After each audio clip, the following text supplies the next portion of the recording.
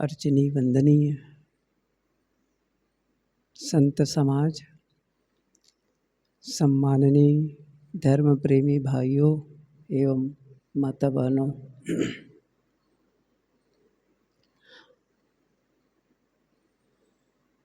हम जितने लोग यहाँ बैठे हैं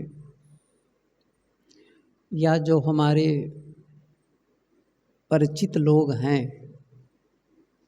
या अपरिचित लोग हैं, सभी सफल होना चाहते हैं, सुखी होना चाहते हैं। और हम सफल हों, हम सुखी हों, उन सबके लिए, हम सबके लिए कुदरत ने कुछ चीज़ें दी हैं, सबको बराबर बराबर, पक्षपात नहीं किया है, किसी के लिए कम, किसी के लिए ज़्यादा, ऐसा नहीं है, सबको बराबर। वो क्या है? सबसे पहला है समय। हम सबके लिए समय बराबर है।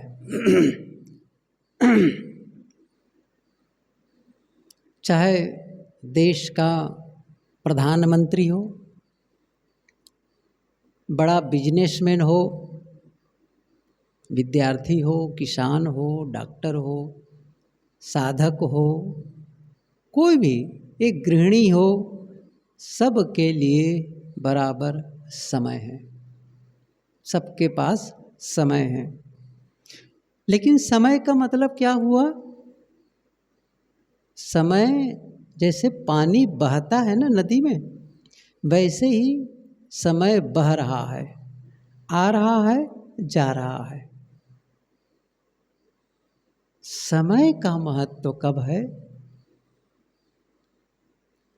समय का महत्व है जब आप उसे परिश्रम से जोड़ देते हैं, प्रयास से जोड़ देते हैं, कोशिश से जोड़ देते हैं,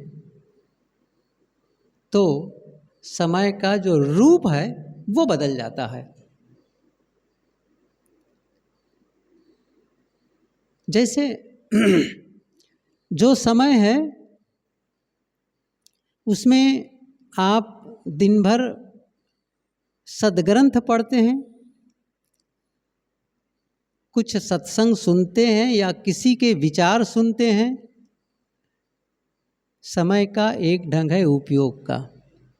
समय तो है, लेकिन आप उसको किस रूप में उपयोग कर रहे हैं, इसी से अंतर पड़ेगा। कोई धन कमाने में, कोई स्वास्थ्य ठीक करने में, अलग अलग। अर्थात जब उसी समय में आप जो करते हैं, जो मेहनत करते हैं, प्रयास करते हैं, कोई भी परिश्रम करते हैं, उसी के आधार पर रिजल्ट आता है।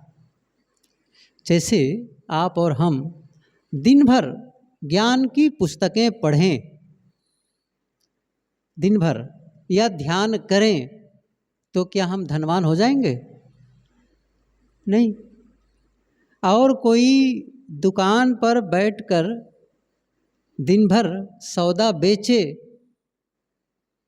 और दुकानदारी करे, तो क्या वह विद्वान हो जाएगा? नहीं। कोई ऐसा है जो दूध, बादाम, घी बहुत सारा खाया और जिम में जाकर के बहुत पुशअप किया, दंड किया, डंबल उठाया, बहुत मेहनत किया, तो क्या इससे वो विद्वान हो जाएगा? ऐसे धनवान हो जाएगा? पहलवान हो जाएगा, है ना, वो पहलवान हो जाएगा। समय वही समय, समय वही है, समय सबके लिए बराबर है। उस समय में आप करते क्या हैं, करते क्या हैं?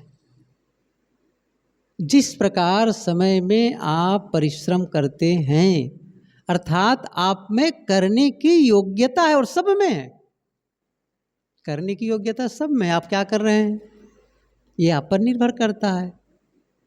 जो समय है और अपना जो परिश्रम कर रहे हो, जिसमें काम कर रहे हो, उससे क्या आप अर्जन कर रहे हो, जीवन में क्या प्राप्त कर रहे हो। लोग इसी समय में ही अपने जीवन को बिगाड़ने में भी लगे रहते हैं, ये भी सच है। बर्बाद करने में लगे रहते हैं, दूसरों को तकलीफ देने में लगे रहते हैं। गुरुदेव जी ने लिखा है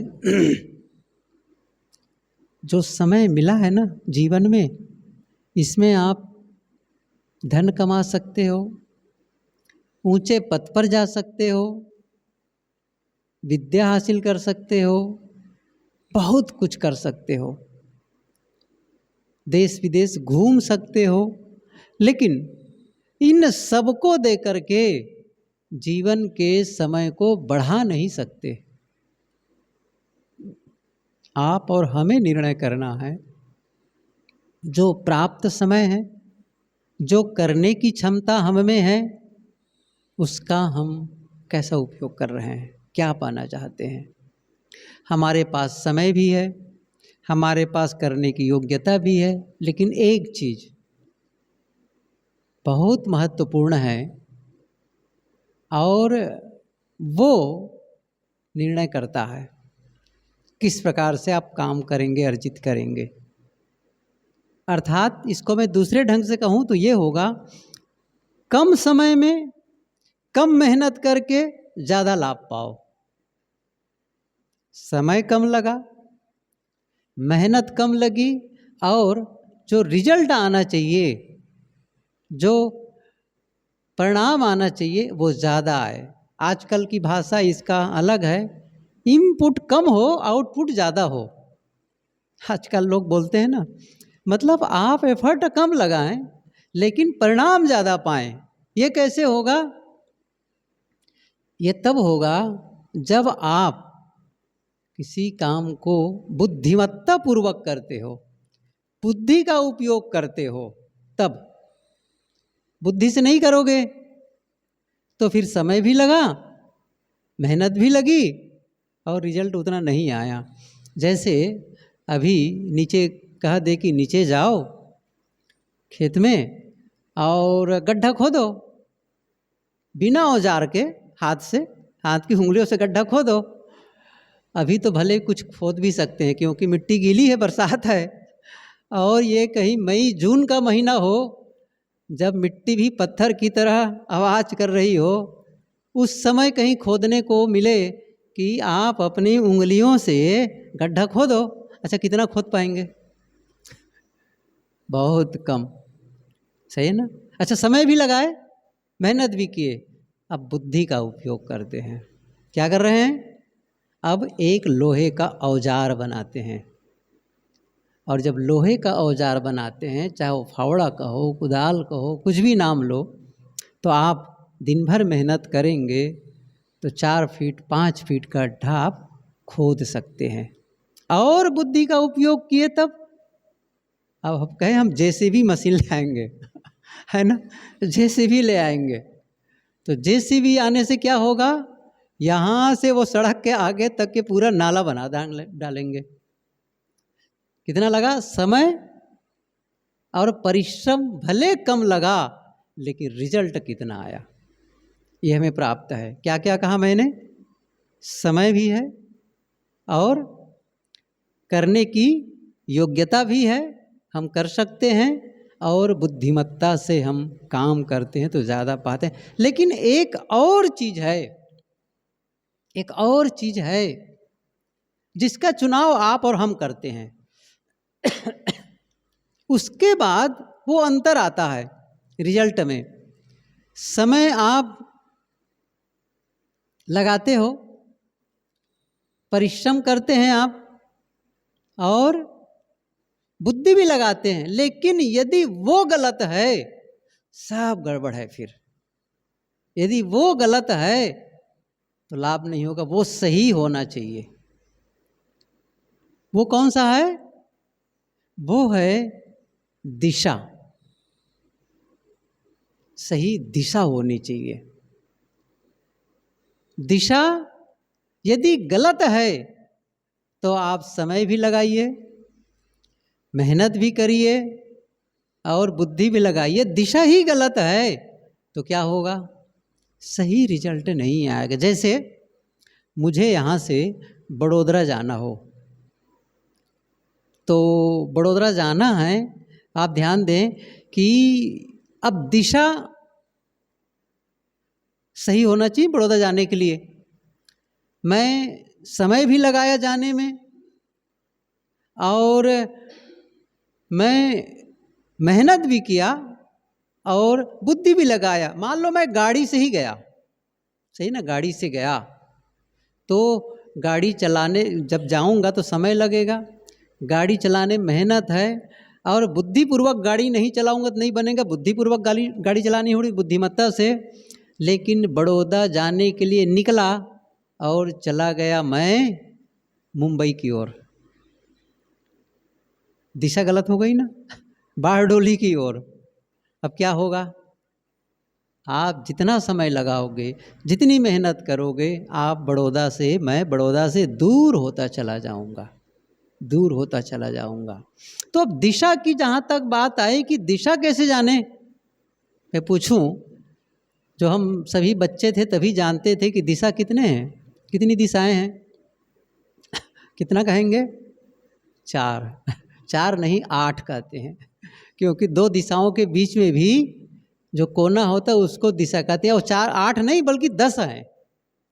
4 जो पूरब पश्चिम उत्तर दक्षिण और बीच के ईशान नैऋत्य इत्यादि जो कोण है वो ऊपर और नीचे, ये 10 दिशाएं हैं। ये 10 दिशाएं निर्धारित होती हैं सूर्य के कारण, चंद्रमा के कारण, पृथ्वी के कारण। अच्छा सूर्य ना हो, अच्छा पृथ्वी ना हो, अच्छा दिशा का क्या होगा? कैसे पता चलेगा? कुछ पता नहीं चलेगा।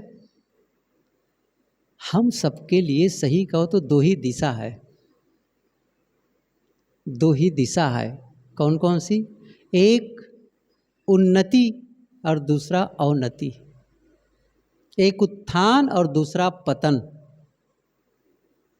एक अपना भला करना और दूसरा अपना नुकसान करना। आप और हम अपने समय का, अपने करने की योग्यता का, अपनी बुद्धि का किस दिशा में लगा रहे हैं? उन्नति की दिशा में, आत्म कल्याण की दिशा में, सुख शांति पाने की दिशा में लगा रहे हैं या इसके विपरीत लगा रहे हैं? तो कुदरत से जो हमें प्राप्त है उसका हम किस रूप में उपयोग कर रहे हैं, किस दिशा में उपयोग कर रहे हैं, जीवन में रिजल्ट इसी से आता है। ध्यान दो, जीवन में रिजल्ट इसी से आता है। और यदि मैं इसको और सरल ढंग से कहूँ तो ये है, ये सब मिलाकर यदि कहा जाए तो शक्ति, ऊर्जा यह है। आप अपने समय का, शक्ति का, करने की शक्ति का, बुद्धि का, मन का, अर्थात वो सही दिशा दो। और इतने लंबे समय तक जब हम जीवन जी ही चुके हैं तब तो अनुभव आ ही गया है। यहाँ तो कोई नवयुवक तो है नहीं है, सब तो काफ़ी उम्र वाले बैठे हैं हम सभी। तो हम सबको इतने लंबे समय में अनुभव भी हो चुका है कि मेरी दिशा कौन सी है, अर्थात वह दिशा जिससे मुझे सुख मिले, शांति मिले, आनंद का अनुभव हो, और न केवल मुझे बल्कि मेरे आसपास के लोगों को भी। मेरे व्यवहार से ऐसा न हो कि दूसरों को तकलीफ हो, दूसरों को कष्ट पहुंच रहा हो और मैं कह रहा हूं मुझे आनंद आ रहा है। नहीं, ये नहीं चलेगा। दूसरों को तकलीफ दे करके, दूसरों का नुकसान करके यदि मैं खुशी ढूंढ रहा हूं, आनंद ढूंढ रहा हूं, तो फिर वह गलत है, वो नुकसान करने वाला है। दूसरों का लाभ हो और मुझे भी लाभ हो, ये प्रथम है। कम से कम दूसरों का लाभ न भी पहुंचा सकूं तो नुकसान तो ना पहुंचाऊं, दूसरों का अहित तो न हो, ये तो ध्यान रखना पड़ेगा मुझे। तो मैं अपने समय का, मैं अपनी शक्ति का, करने की शक्ति का, मैं अपने मन की शक्ति का, सोचने की शक्ति का अपने उत्थान में लगा रहा हूँ, सुख शांति के अनुभव में लगा रहा हूँ, किस दिशा में लगा रहा हूँ। जीवन का असली रूप यही खड़ा होता है। हम सबको चाहिए ये तय ही कर लें पहले से, रोज ही तय कर लेना चाहिए, पहले ही तय कर लेना चाहिए कि सुबह से शाम तक जो मैं करने जा रहा हूँ या मेरी जो योजना है वो किस लिए है। प्रगति कई ढंग से, देखिए मैं फिर से कह रहा हूँ, प्रगति आप जो उत्थान मार रहे हैं वो कई ढंग से हो सकता है। या तो आप अपने समय का और शक्ति का, बुद्धि का उपयोग लगा रहे हैं सुंदर स्वास्थ्य बनाने में, वो प्रगति ही मानी जाएगी। या फिर धन बढ़ाने में, आपको धन भी तो चाहिए, हम सबको धन भी तो चाहिए, तो भी वो प्रगति, तो भी वो आप सही दिशा में लगा रहे हैं। या फिर आप अपने रिश्तों में मधुरता लाने के लिए, रिश्तों में सुधार लाने के लिए, सही रिश्ते बनाने के लिए, सही संबंध बनाने के लिए आप मेहनत कर रहे हैं, तो भी आपकी दिशा सही है, तब भी आप अपने समय और शक्ति को वहाँ लगा रहे हैं। या फिर आप आत्म शांति के लिए, आत्म साधना के लिए, मैं अकेले बैठ करके अपने आप में शांति महसूस करूं, मैं ऐसी साधना करूं अकेले में बैठ करके जिससे मैं भीतर से खुश रह सकूं, शांत रह सकूं, निश्चिंत रह सकूं, द्वंद्व रहित रह सकूं, थोड़े में कहें तो क्लेश मुक्त। वो अवस्था जब दुख मुक्तता की अवस्था हो, कोई पीड़ा न हो, कोई चुभन न हो, कोई कांटे न चुभे, कोई मेरे भीतर में कोई टीस न हो, यदि मैं इसके लिए मेहनत करता हूँ तो ही शांति है। नहीं तो जो हमारी ऊर्जा है ना वो स्थिर नहीं रहती, ऊर्जा गत्यात्मक होती है, वो हर समय गति करती रहती है।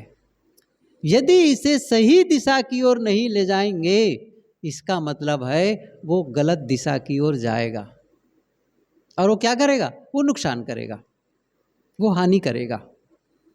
इसलिए हम अपने समय का, हम अपने जो करने की शक्ति है उसका, और हम में जो सोचने की शक्ति है उसके, सब का हम सही दिशा दें और अपने कल्याण में, साधना में उसका उपयोग करें। यही हमारे लिए महत्वपूर्ण होगा। यदि हम इसका विपरीत करते हैं या फिर ऊंचाई की ओर उठने का प्रयास नहीं करते हैं तो ये समझ लीजिए हम नीचे ढलान की ओर जा रहे हैं अपने आप। वो आप लोग किसी रेलवे स्टेशन में देखे होंगे, एक सीढ़ी होती है जिसको कहते हैं स्वचालित सीढ़ी, ऑटोमेटिक सीढ़ी होती है, एक ऊपर जाने की, आप केवल जाके खड़े हो जाओ बस, वो आपको ऊपर पहुंचा देती है। अच्छा, ऊपर जा खड़े हो जाओ बस, वो नीचे ला देती है। तो कैसा है वो, नीचे आती हुई सीढ़ी में ऊपर जाना, ध्यान दो, नीचे आती हुई सीढ़ी में ऊपर जाने जैसा है। यदि आप जा कर के खड़े हो गए तो आप नीचे आ गए इसलिए नीचे आ रहे लेकिन फिर भी आपको ऊपर जाना है, फिर भी ऊपर जाना है। अर्थात हम अपनी शक्ति का उपयोग यदि अपने उत्थान के लिए नहीं करते हैं तो वही शक्ति हमारा पतन करने में लग जाती है, वही समय हमारा नुकसान करने में लग जाता है। न्यूट्रल जैसे कुछ नहीं, तो आप कहेंगे मैं कुछ नहीं करूँगा, बस चुप बैठे रहूँगा। क्या कह सकता है, मैं अपने समय में कुछ नहीं, न मैं अध्ययन करूँगा, न मैं ध्यान करूँगा, न काम करूँगा, चुप बैठा रहूँगा। चुप बैठ करके आप नुकसान नहीं कर रहे हैं बताओ, नुकसान नहीं कर रहे हैं? वो भी नुकसान है, वो भी नुकसान है। इसलिए हम अपने समय का सही उपयोग करें, करने की शक्ति का सही उपयोग करें, और हमारी जो बुद्धिमत्ता है, हमें जो सोचने की शक्ति है, वो सही दिशा में हो तो जीवन का उत्थान होगा। बस साहेब